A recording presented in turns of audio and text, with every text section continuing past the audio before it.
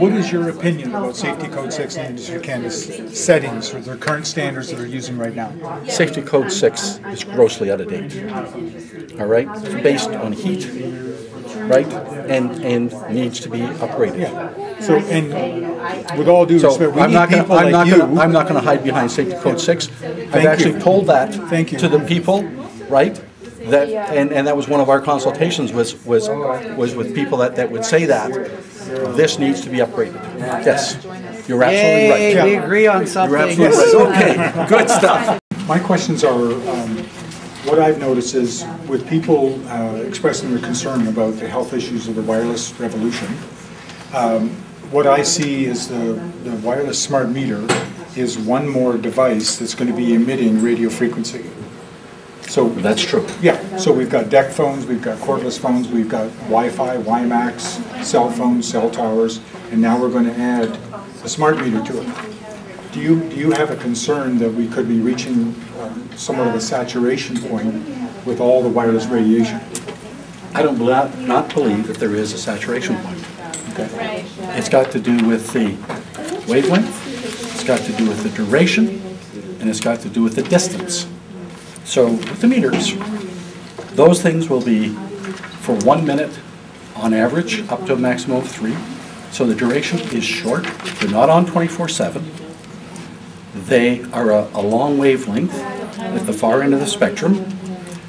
And distance, if you're at a distance of 30 centimeters from it, it drops off by the square of the distance, and it keeps dropping off by the square of the distance.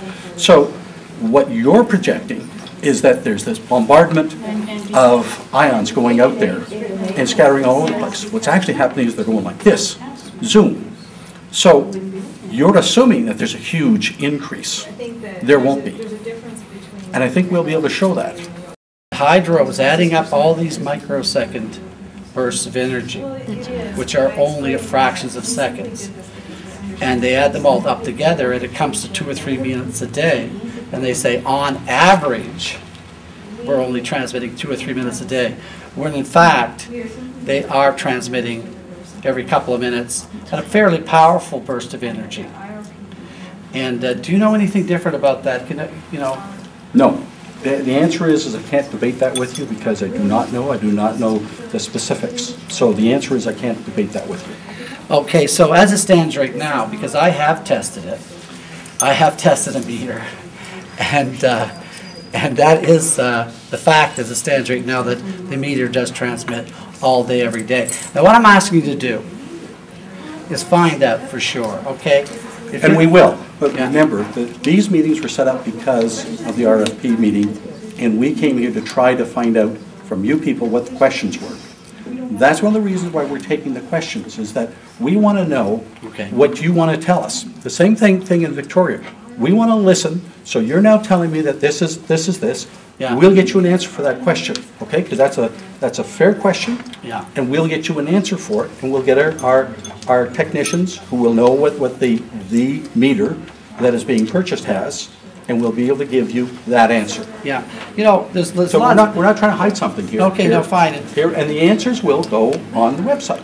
Okay, we're waiting. So that anybody can see. We're waiting. We're waiting. I asked this question last week. I'm still waiting for an answer. Now, worldwide. Right, we told you last week too that the RFP hasn't been finished and the final contracts haven't been signed.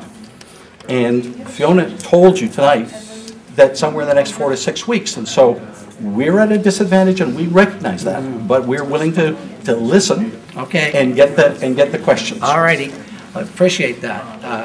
But what I'm trying to establish here, Dr. Blatherwick, is that worldwide, you know, there's scientists around the planet that have issued warnings about not to expose the public to these levels of radio frequency radiation. And, you know, we have a situation right now where in a prudent public policy setting, if you said, okay, we want to protect the public from potential harm, and not from an, you know, we don't necessarily have to have a 100% proof of harm before we set out to protect the public. when you see these warnings from scientists all around the world, and these are the best scientists in the world, and I often will quote Ole Hansen or Dr. David Carpenter and all these well-known doctors and researchers. Okay, now you're proselytizing, you're not asking a Well, the question. thing is, I'm But the answer back to you is that there's an equally huge amount of literature out there that has been studied and has looked at the things that you're talking about and said there is no problem. So you can find people who say there's a problem. I've known that through my whole career. There's always somebody who will say the sky is falling.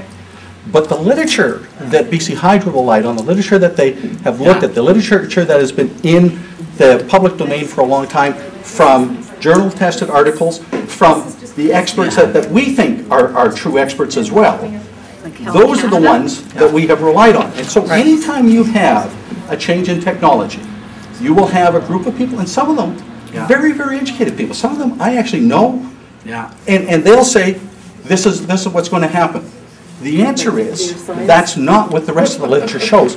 And in essence, we've done the human experiment with Wi-Fi, with cellular phones, with electricity. We live with more electricity and electrical current than you can ever imagine. Okay, and our population is getting healthier. And we're not getting healthier. Are you kidding? That's absolutely ridiculous. Hang on, I would challenge you on that. I see children who are already losing their memories. They're teenagers. They're already talking about seniors' moments. Please don't talk to me about children getting healthier. They are more sickly than ever.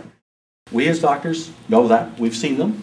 And that's one of the reasons Fiona went to great lengths to say, we are going to be looking at the issues and we're going to try to find a solution for the individuals who have that. So we've been consistent in that message back to the people. Has it been done before? Have actually things been stopped that are electromagnetically harmful in the public domain?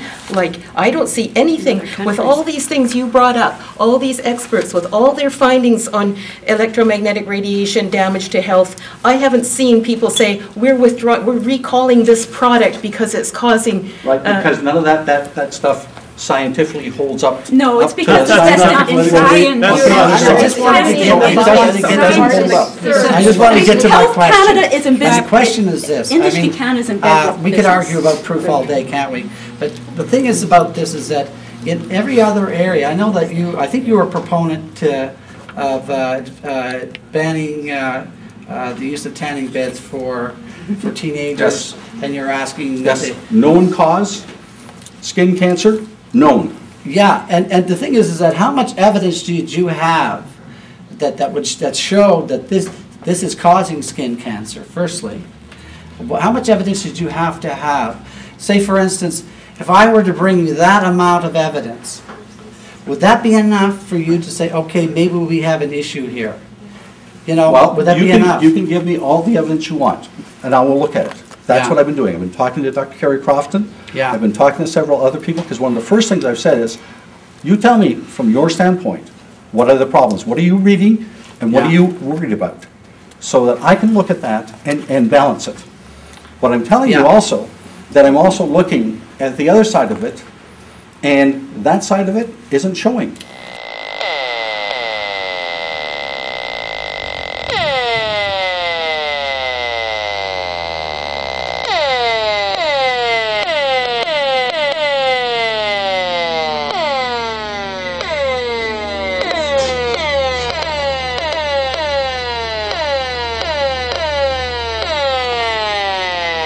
Over 2,000 megawatts when it reached 1, and the smart meter is located right outside a bedroom window.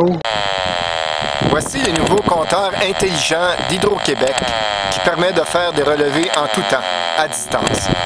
Ces compteurs-là émettent des micro-ondes 24 heures sur 24, 7 jours